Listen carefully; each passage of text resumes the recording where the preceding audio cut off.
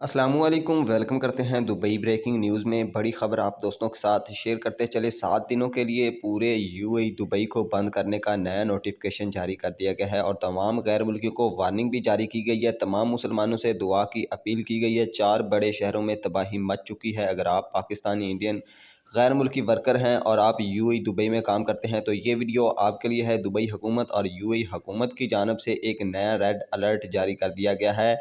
आप लोगों के साथ मुकम्मल तफ़सीलात शेयर करने वाले हैं इस शॉर्ट सी वीडियो में। वीडियो को शुरू से आखिर तक आपने लाज़मी तौर पर देख लेना है। चैनल को सब्सक्राइब करके बेल आइकन को आपने लाज़मी तौर पर दबा लेना है ताकि नई आने वाली वीडियोज़ के अपडेट्स आप तक जल्द से जल्द पहुँच सकें। इसके अलावा नाज़रीन, सपोर्ट के तौर पर आपने वीडियो को लाइक ज़रूर कर देना है और अपने दोस्तों के साथ भी लाज़मी तौर पर आपने फेसबुक और व्हाट्सएप पर शेयर कर देना है। तो आप लोगों को बताते चले, यूएई हुकूमत दुबई हुकूमत की जानिब से एक नया नोटिफिकेशन जारी किया गया है।